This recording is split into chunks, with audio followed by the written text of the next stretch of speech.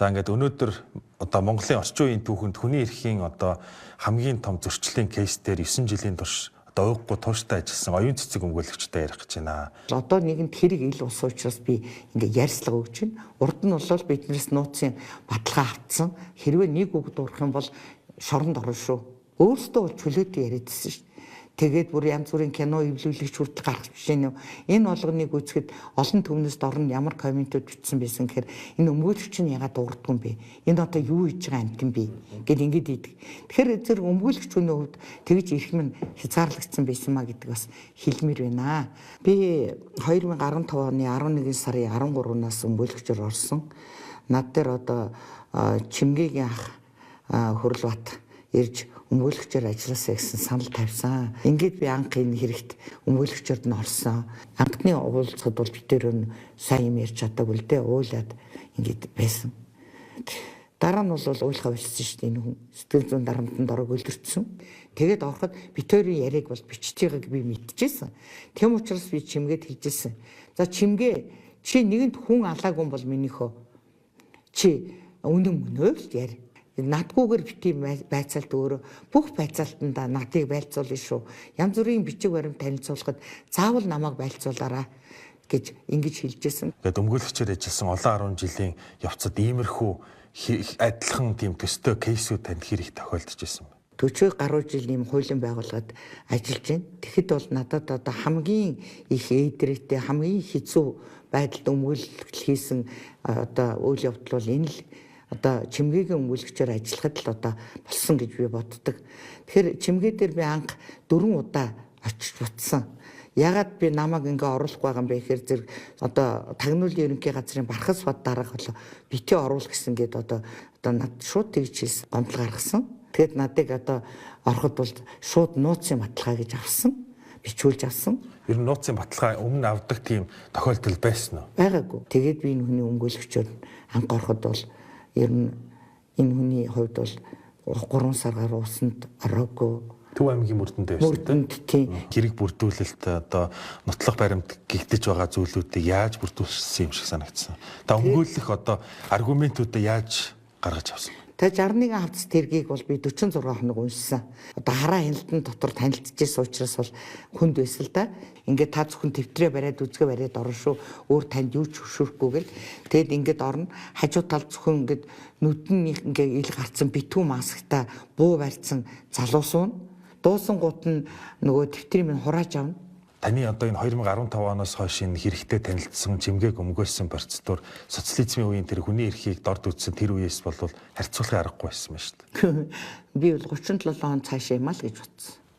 Шүүх хурал хүртэл хугацаанд эрүүдийн шүүлтийн асуудал яригддаг шүү дээ. Миний үйлчлүүлэгчийг эрүүдийн шүүлсэн маа гэдгийг би хаанч хэлнэ.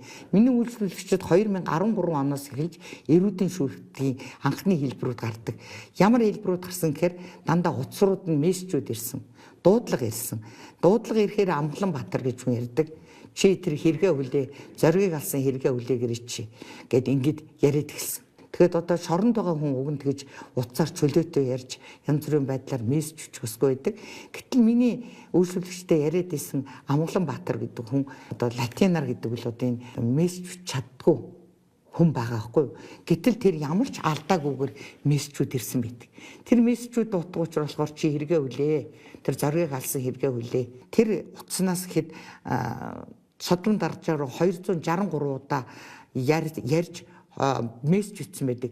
Миний хүн рүү 49 удаа уцаар ирж мессежүүд бичсэн ийм баримт хэрэгт авагдсан байдаг байхгүй юу. За ингээд миний хүнийг 13 оноос эхлээд одоо ингээд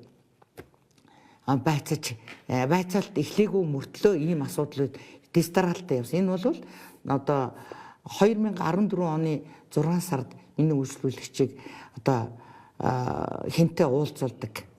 Амглан Баатартай одоо чи Амглан Баатартай л очихгүй бол Амглан Баатар руу чамаас энэ мессежүүд ерөөсөө салахгүй гэж хүнээр итгуулж байгаа. Тэгэд очиход бол Амглан Баатарыг одоо ерөөс одоо гавлж гинжилж дөнгөлж болдог юмар бүгдөөрөнгөр нь гавлаад дөнгөлөөд гар хөл бүгдөөрөнд нь тийм гав дөнгөтэй суулгаад том өргөн ор засцсан тийм өрөөнд оруулаад тэгэхээр хүн одоо тэм өрөөнд орохоор чочиж та 20 газар очиж шүү дээ.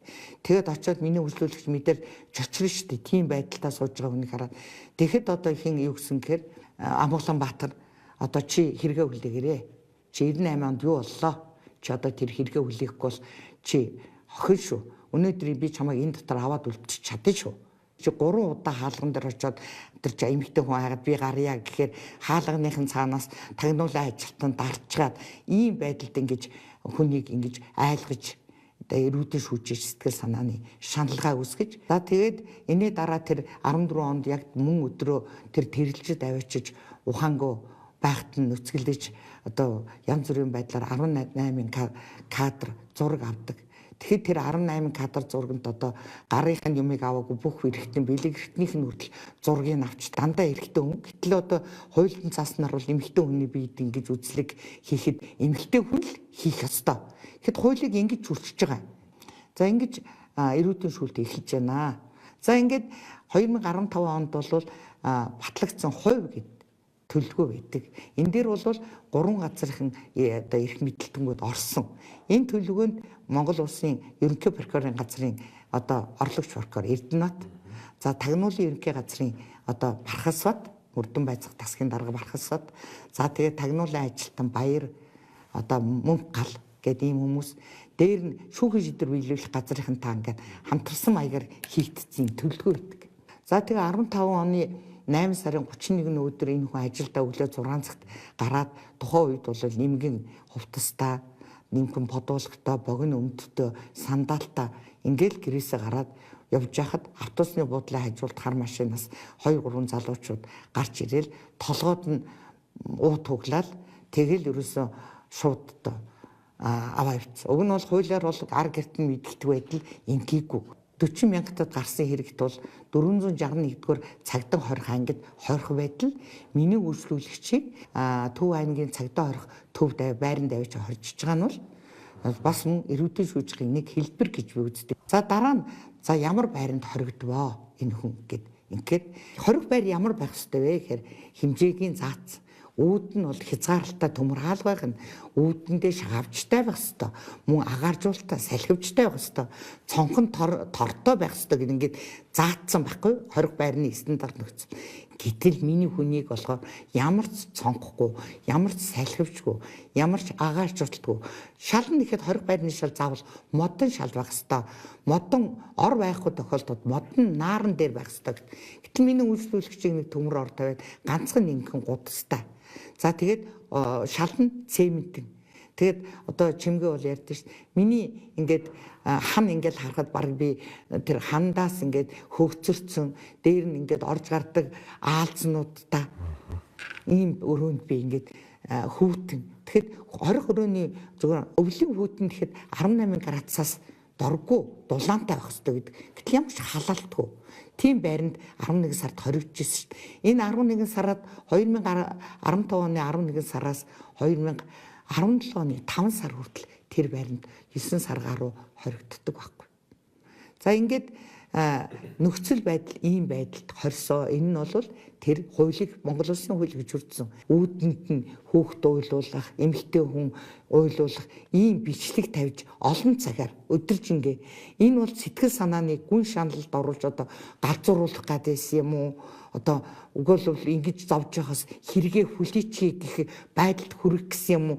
Миний үйлчлүүлэгчийн үүдэнд бол тийм бичлэгүүд явагдсан. Олон цагаар хүүхэд уйлах, чарлах, эмэгтэй хүн мэгших, гингиних бичлэгүүд тавьдаг байсан.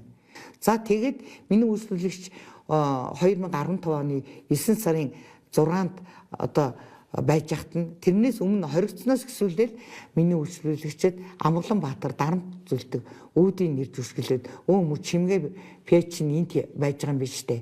Чи тэр хэрэгээ хүлээгээрэй.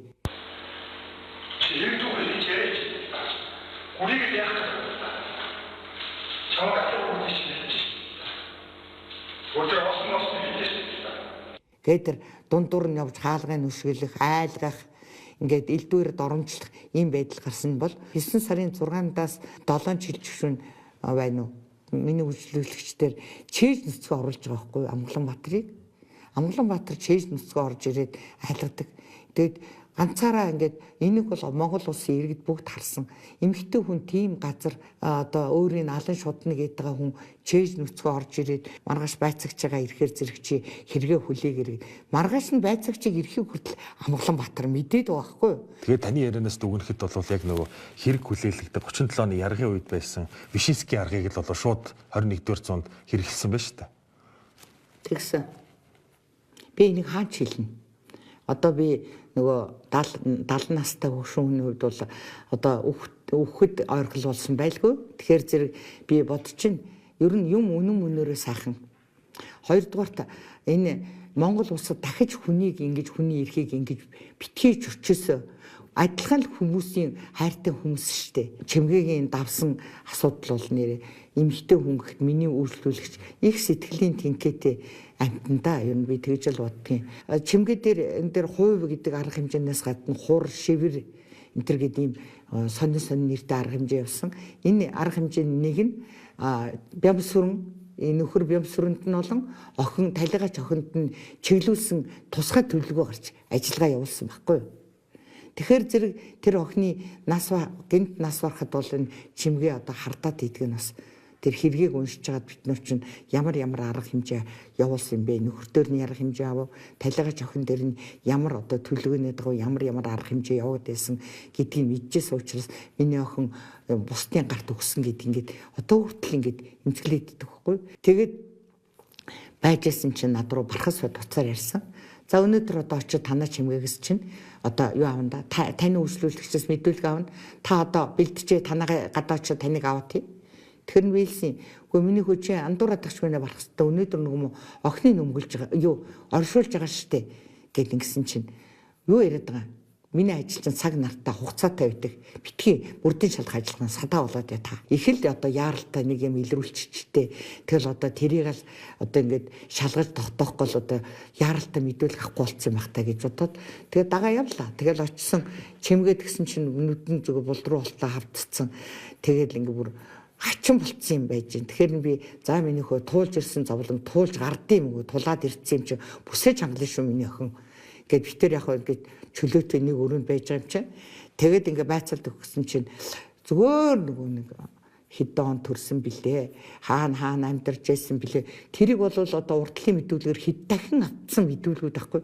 Тэгээд бүр хамаг цаг аваад харан зэрэг би чи одоо би алин нэг 0 орчоод ирээ гэд гараад ирсэн чи орчоод гараад ирсэн чи чимгээ бүр уйлцаа чи яава чи яач уу гэдгсэн чи намайг басамжлаад энэ бархасаад чи өстө нүгэл чин нүдэрэ гарч байгаа нэг штэ чимгээ гэд энэ хүн намайг басамжлаад байна штэ гэд тэгэхээр би хэлэхгүй за чи яаж байгаа юм бэ Монгол хүн байж чи өнөөдөр их хүн үрээ алдах шиг хэцүү юу яах юм бэ энэ хүн чинь өстө амар зовлон үзчихэд байна штэ гэсэн чинь энэ биед барьж чадахгүй ингээд намайг тэрврээд уйлаад ингээд тэгсэн чинь сүулдэ нөгөөдхөө өрөвдөж би уйлаад ингээд бит хоёр хоёлоо уйлаад ингээд сүулдэ хиллээ нөгөө бархасуудаа чи хоёрын их хүний нулимсыг одоо үзлээ шүү дээ. Чамд одоо асуух юм байгаад хурдан асууч өгөөл битээр одоо мэдүүлгээ зогсоолгаа гэсэн чи асуух юм асууц. Юу ч гол юм асуухгүй бай зөвхөн сэтгэл зүйн дарамт учруулахын тулд тэр хүн ирж байцаалт авсан байхгүй.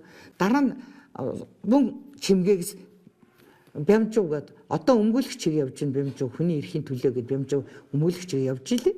Бямжуу гэсэн гэхээр зэрэг нөгөө хүүхдээ нь уулзуулчихгүй яахтай гээд хүүхдээ минь уулзуулчихгүй салахаас ийлгэчихгүй яах вэ гэсэн чинь чи одоо очих юм уу? Овоолготой шарааг нь харах юм уу? Шаргал байгаа штэ гээд ингээд одоо энэ юу нэ штэ зөвөр мөрдөгч хүн гэдгийг биш зөвөр хүний ёсны хувьд хүнийг ингэж тэр их гашуун зовлон үзчихэд тахт нь тэгж одоо Монгол хүн ч ямар ч хүн биеиндээ хэлэх үг мөн үү? Ийм байдлаар миний үйлчлүүлэгчийг одоо сэтгэл зүйн шаналлд оруулж энэ бол эрүүдэн шүүжсэн. Дараа нь одоо ингээд 2016 оны 12 сарын 27-нд бол Сүхбаатар дүүргийн эрүүг иргэн анган шатны шүүхээр миний үйлчлүүлэгч тухайн үед мөрдөгжсэн эрүүг хууль 91-р зүйлийн одоо онц харгас хэрцгий аргаар бүлэг илээж захиалгаар шунхаан сэдэлтээр гэсэн энэ олон зөвлөчлийн дагуу 24 жилийн хоригдол авсан. За тэгээд давзаалтсан. Давзаалт гомдол чимгээж гаргасан, бийж гаргасан. Тухайн хурлыг бол одоо хийх газар хийгээгүй ш 461 дугаар ангид хийсэн. Тэгэхэд бол одоо гэрч нар орж ирсэн байхгүй юу. Тэгэхэд миний үйлчлүүлэгчийг гол одоо ингээд таниад мэдээд энэ вэ гэдээсэн гэр чинь одоо хан хараацаа гэдэг зочд буудлын үйлчлүүлэгч хин гэж Маруш гэж хүн орж ирсэн. Гэтэл Дэ Маруш орж ирээд юу гэсэн гэхээр тэр Дэ Маруш гэдэг юм амьд байсан 3 гэрч байгаа штэ. Нэг Даваахуу, Барс болд, Булган гэдэг ийм 3 гэрч тэр алуурчин гэдэг 2 хүнийг харсан байдаг. Тэр 2 хүүхэд бол тухайн өдөр бол тэр шатан дээр зогсож хахад зориг гишүүний хаалга онгорхой байсан гэдэг ярьдаг тэр 2.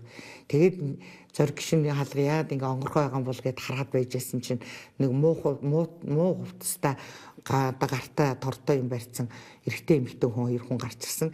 Эмэгтэй нь эрэгтэйгээсээ биерхүү том биетэй, эрэгтэй намхан 160 см өндөртэй, эмэгтэй нь бол 170-аас дээш сантиметрийн өндөртэй ийм 2 хүн орж гарч ирэнгүүтээ бит хоёрыг хараад хажуугаар гарангуудаа шатаар гүүхэд гарчгаар нь шижиг төрөөд нэг нь араас нь гардаг, нэг нь тэр онгорхой байгаа хаалгаар ороод хүн байна уу гэдэгтэл байна гэж булган орилоод гэрлээ хасгаараа наа чин зоригийг алчлаа гэж орилоод тэгэл одоо шүүх цагтаа болсон байдаг. Тэгэхээр энэ хэрэгт яг үтсэн 3 амьд гэрчин мэдүүлгээр бол эрэгтэйгээсээ эмэгтэй нь өндөр байсан бидэгхгүй. Гэтэл Маруш мөн мэдүүлэхдээ эмэгтэй нь би өөрөө 170 та хүн л дээ. Тэгэхэд эмэгтэй надаас өндөр байсан гэд ингээд мэдүүлэг өгөөд исэн бидэгхгүй. Тэгэхээр зэрэг тэг Марушийг шүүх хуралдаанд оруулаач гэсэн хүсэлт би тавьсан. Амьд гарсан гурвуулангийн оруулаач тэр 3 гэрчиг гэтэл булганыг оруулаагүй нөгөө 2 хүнийг оруулж ирсэн. Тэгэхээр би Марушийг босч ирэх. За одоо Маруш чи зогсчээ. Миний үйлчлүүлэгч бос. Одоо энэ 3 хүн гуруулаа босаадах. За чиний одоо харсан нөгөө эмэгтэй нэрхтэгээс өндөр байсан нь харагдаж гин үү? За чи хар. Хоёрдугаар чиний мэдүүлээд байдаг одоо гацарнуулаа ийм одоо хачин нинкээ хачин сонин уруултаа энтер гэдэг зэвх одоо уруулын янхны байдал танд харагдаж гин үү? Таньж унтаа энэ хүнийг таньж гин үгсэн чинь үгүй энэ миний нөгөө харсан хүн биш вэ наа. Энэ хүн биш вэ гэд тэр хүн мэдүүлгээсээ шууд шүүх хурал дээр ботсон. Тэгтэл шүүх энэ хүний одоо гол гэрчилжсэн хүн биш болоход ял өгсөн шүү дээ. Хамгийн гол гэрч болох энэ 3 хүн гуруулаа миний үйлчлүүлэгчийг таньдаг байхгүй. Таньж олуулах ажиллагаагаар бүр хэн булган бүр би эмч хүний хувьд би хүүхдийн эмч хүний хувьд бол хэлэхэд манад хүүхд орж ирээгүй. Тухайн үед энэ хүүхд 16 настай байсан юм биш үү? Тэгэхээр манад бол хүүхд орж ирээгүй. Энэ хүүхдийн сэтгцийг шалгуулаач. Миний хүү юунд ингээд одоо худлаа мэдээлэл өгөөд байгаа юм бэ гэд хэнийг бол хилээд мэдүүлсэн байдаг байхгүй. Тэгэхэд манад 4 хүн ч орж ирээгүй. Манад ерөөсөө эрэгтэй эмэгтэй 2 хүн орж ирсэн. Гэтэл ял шийтгэл оногдуулахад 4 хүн болчихж байгаа байхгүй. Дээр нь Отгонбаатар гэдэг хүний бол улам өрөө одоо балдахын тулд шатаасан болгоод дээр нь Амгаланбаатар Содонтарчаа Чимгээгээд 4 хүн орж зориг гишүүнийг одоо алсан болдог. Гэтэл энэ дээр хэдий гэхийг болохоор зэрэг Амгаланбаатар юу гэхээр талгаачинд ороод баг бууз идээд ингээд цаг гаргуулсан гэдэг байхгүй юу? Жигэнж идэж мэдээд. Гэтэл хиний хилээд байгаа нэг цаг одоо зориг гишүүнд байсан гэдэг юугаар одоо няцаагдаг гэхээр малчин хүү гэж хамгийн анх харсан гэрч байдаг. Тэр бол мэдүүлэхдээ би 22 цаг 30 минутын үед подисныхаа гадаа зогсож исэн. 22 цаг 30 минутанд хин зориг гишүүн машинтайгаа ирсэн. Тэгээд гэрлүүгөө орсон гэж. Тэгэхээр талгаач бол 22 цаг 30 минутанд гэртээ ордог. Мөн зоригийн энэ одоо утасны биел талгаач эхнэртэйгээ ярьсан өмнөг үзэхээр 1998 оны 10 сарын 2-ны өдрийн 22 цаг 20 минутын үед цаар ирсэн биел байдаг байхгүй. Тэгэд энэ хүн 10-аад минутын 10 минут хүрэхгүй шугуу хугацаанд гэртээ ирсэн. Гэртээ ирээ гэртээ орсон. Гэтэл эдний хажуудалд байсан Америк оюутан байдаг. Тэр оюутны хүссэн мэдүүлэг байдаг. Ерөөсөө яг унтах гад ингээд явж хахад гэртэл хажуудлын хаалгыг эхлээд нэг хүн догшоод 2 хүний хөлийн чимээ хоорондоо ярих дуу сонсгоцсон. Тэгснэ гэрт нь ороход эмэгтэй хүн чанга дуугаар орилсон. Хүнд юм газар унах чимээ сонсгоцсон. Гэтэл тэрнээс удалгүй хаалган тогшоод бас нэг хүн орсон. Тэгтэл тэнд одоо зодон болж ийн үгэмээр шууган болсон. Тэгээд нэг 10-20 минутын дараа тэр хүмүүс гараа ивцэн гэдэг. Тэгтэл энэ юугаар батлагддаг гэхээр тухайн үед түргэн дуудсан, цагдаа дуудсан мөдөлгөөр энэ ерөөсөл тэр гэрт 15-20 минут болсон гэдэг нь түргэний одоо нөгөө лавлагааны хуудасаар нотлогддог байхгүй. Тэгэхээр Амгалан Баатар худлаа мэдүүлэг өгöd байгаа гэдэг нь эндээс ингээ харагддаг. Амгалан Баатарын ярьдаг юм худлаа гэдгээ 3 удаа Амгалан Баатар хэлсэн байхгүй. За тэр талигачиг чи яаж утгалсан бэ гэхээр талигачиг бид гурлаа байжгаад тэгээд утгалсан. Араас нь би тэрж байгаа хойдлоос нь би утгалсан байхгүй юу гэдэг байхгүй. Гэтэл талигач их бол 18 урдаа зөвхөн урдаас нь утгалсан. Энэ бол шүүх эмнэлгийн шинжээчийн дүгнэлтээр нотлогдсон. Энэ хүний араас нь утгалаагүй. Энэ бол ерөөсөө дандаа урдаас нь утгалагдсан 18 удаагийн хутгалалт байна. Мөн тэнд одсон мэрэгжлийн шинжээч нар энэ коридорт 3 хүн багтахгүй. Тэр байр талигачийн байр бол тийм нарийнхан коридорт 3 хүн хажууд нь говц өлөгдөг, гутал тавьдаг ийм юутай. Ингээд энд гуруулаа чөлөөтэй байж байгаа талигачтай ноцолдоод арав өрөөс нь гутгалаад ах боломжгүй байсан. Тэгээ шүүх хуралдаар орсон шинжээч эмч ч гэсэн энэ үнийг зөвхөн урдаас нь утгалсан юм гэд. Тухайн үеийн 5 хоног үргэлжилсэн хурлуудад бүх оролцсон өмгөөлөгч болгон бол одоо үгээ хэлэхдээ энэ хэрэг нотлогдохгүй байна. Энэ хэрэг ямар нэгэн байдлаар хангалттай нотлогдож чадсангүй. Хүний одоо яг жишээлбэл одоо хүний хурууны хэд гэж гардаг те. Одоо хурууны хээнүүдийг ингээ үзэхэд тэнд авгцсан хурууны хээг шалгаж үзсэн криминалистикийн шинжээч нартай дүгнэлтээр бол энд бол чимгээгийн хурууны хээ, Содон Даржаагийн хурууны, Амгалан Баатарын хурууны ерөөсө гардаг байхгүй.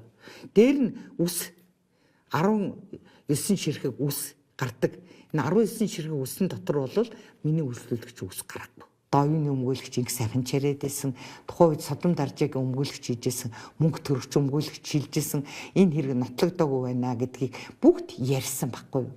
Тэгэхэд бидний өөр үнцгээс энэ хэрэг нотлогдоогүй гэдгийг ярьж хахад ял онооц. Гэтэл бидний ярьсныг хүлээгээд авсан бол ийм байдал болох ч байсан уу, үгүй ч байсан уу. Гэтэл энийг ямар нэгэн аргаар энэ зоригийн хэрэг гэдэг илэрлээ.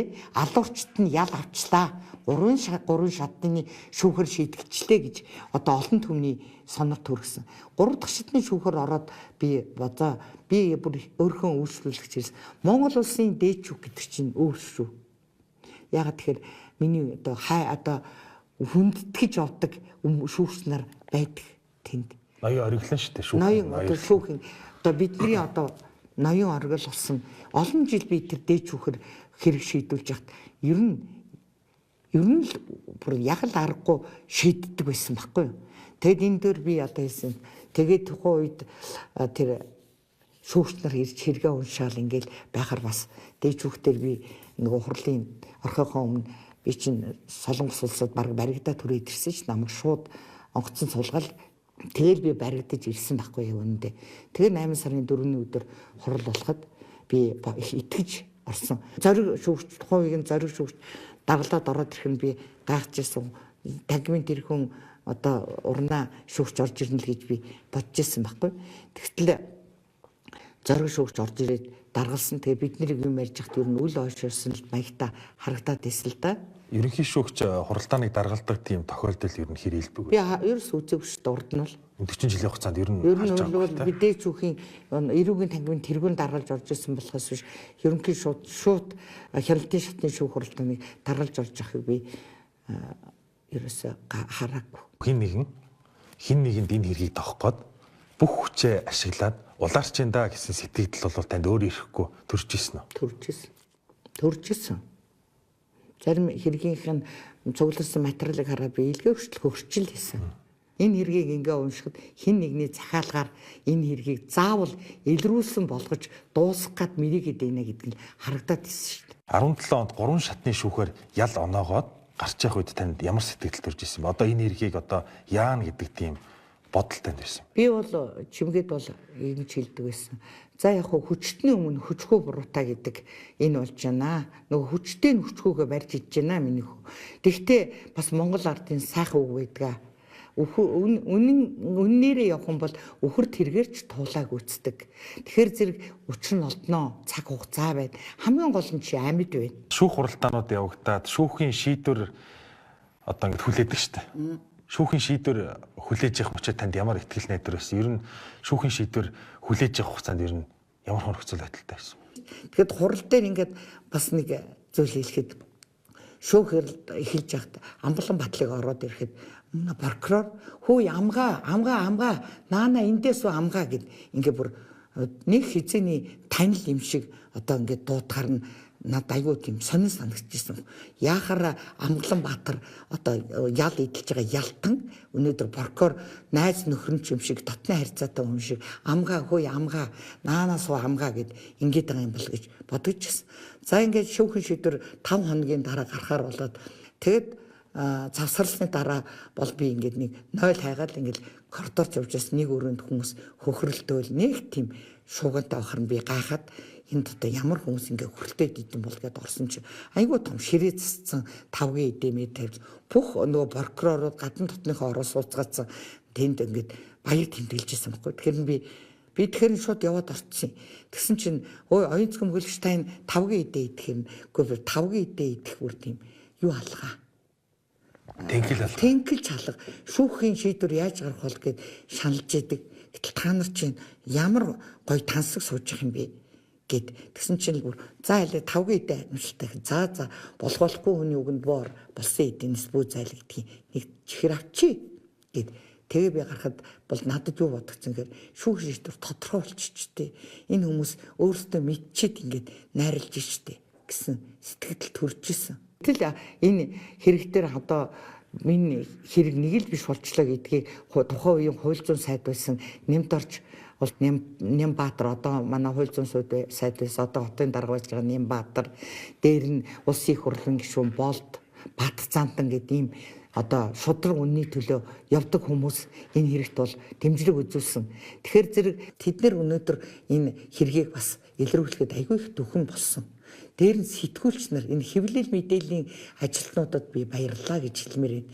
Энэ хүмүүсийн одоо энэ олон нийтэд энэ мэдээлэл хүргэжсэнээс ард түмэн бол энэ хэрэг шудраг биш явж байна гэдгийг ойлгосон. Гэхдээ Амгалан Баатар бас хүн чанар гаргаад дараа нь одоо мэдүүлэг өгч юу төрийн бүхэл одоо хуулийн байгууллагуудад өөрчлөлт гаргасан шүү дээ. Би одоо ингээд тухайн үед надад 500 сая төгрөг өгнө гэсэн юм аа. Гадаадад гаргана гэсэн юм аа. Тэгээд би одоо ингээд содон даржаатай нэг хорход хоригдож байна. Содон даржаагийн хитэн усаа хөөхтүүд нэрээд аавгаа сандсан ингээд эргэлдээд ирж байгааг харахад би бас ингээд зүрх шимширлээ гэдэг чинь бас тэр хүн сэтгэл байна шүү дээ. Тийм учраас би одоо үннийг хэлье. Би ийм юмнаас болоод энэ хүнийг ингээ хүтгээд хуурамч мэдүүлэг өгч юм а гэд юм илрээд тэгээд тэр бичлэгүүд ил болоод энд чинь олонний хүчээр гарч ирсэн болохоор оюун цэцгийн сайнд гарч ирээгүй байхгүй юу? Энэ хэрэг одоо эцсийн бүлэгт одоо яаж дуусах вэ гэж та бодож байгаа? Би бол одоо үнэн мөн ялна гэж бодож байгаа. Яагаад тэгэхээр энэ хүмүүс хэрэг хийгээгүй гэдэг нь энэ 61 хавцас тэрэг дотор авагдсан нэг ширхэг баримт гаргаж ирээд за танаа чимгээгийн хурууны энэ вэ өмгөөлөгчөө гэд над хэлвэл би тийм байна гэж харах юм бол би энэ дээр одоо итгэх байсан. Гэтэл нэг ширхэг нотлох баримт байхгүй учраас би энэ зоригтой ярьж байгаа. Яагаад тэгэхээр би мэргэжлийн хуульч хүн. Би энэ хэргийг 40 гаруй жил би 78 оноос хойш өнөөдөр хуулийн байгууллагуудад ажиллаж байгаа. Хэлсээр зүгээр хэн нэгэн захиалагч одоо энэ хэргийг дуусгар болгоё гэж хүсэж байгаа захиалагч эрх мэдэл бүхийн хүний одоо хүсэлт тэр хүний зорилгыг хэрэгжүүлэхийн тулд хүмүүс санаатаа нэгдэж харин зохион байгуулж оролцсон хэрэг гэж боддог шүү дээ. Одоо өмгөөлөгчийн хувьд та энэ одоо бүх үйл ажиллагааг одоо гартан зохион байгуулсан тэр механизацийг ажилуулсан хүмүүст хандаж юу гэж хэлмээр байдаг вэ? Өрт хүн өрөөрөө үзэж биет хүн биеэрээ мэдэрч амьдрдаг хорвоо. Тэр насаараа тэр мөрдсийг зууж явах уу? Насаараа тэр альбан тушаалыг хаших уу гэдгээ бодорой. Эцээцэд хүнээрэл байх ёстой гэж би боддог. Энэхүү хэргийн захиалагч ерөнхийлөгч асан элбэгд орж 2023 оны 9-р сард Монгол улсын хилээр гарч Америкийн нэгдсэн улс руу явсан бөгөөд Монголд эргэн ирээгүй байна. Чимгээ содон даржаа нарт хэлсээр ялгоноосон шүүгч Хосваяр цогт Батсарын нар улсын дээд шүүхийн шүүгчээр ажиллаж байгаа бол ерөнхийлөгч Элбэг Доржийн гарын шүүгч гэгддэг шүүгч Эрдэнэ Балсүрэн Хаагийн олон улсын эрүүгийн шүүхийн шүүгчээр томилогдожээ. Чимгээ содон даржаа нарыг хэлсээр зоригийг хөнөөсөн хэрэгт гүйтгэх ажиллагааг зохион байгуулсан улсын ерөнхий прокурорын орлогч Эрдэнэ Бат Идүүгээ улсын их хурал дахь ардчилсан намын хуулийн зөвлөхөөр ажиллаж байна. Эрүүдэн шүүх ажиллагааг зохион байгуулсан хурц ардчилсан намын дарга ган төмрийн зөвлөхөөр томилогдож 2024 оны улсын их хурлын сонгуульд Сүхбаатар Чингэлтэй дүүрэгт ардчилсан намаас нэр дэвшиж байгаа бол эрүүдэн шүүх ажиллагаа гүйцэтгэсэн мөрдөгч асан Бямбажав өмгөөлөгчөөр ажиллаж Мөнх гал баяр, Отхон баяр, Эрдэнэ Бат, Үлзий баяр нар төрийн албанд болон хувийн хэвшилд янз бүрийн албан тушаалд ажиллаж байна.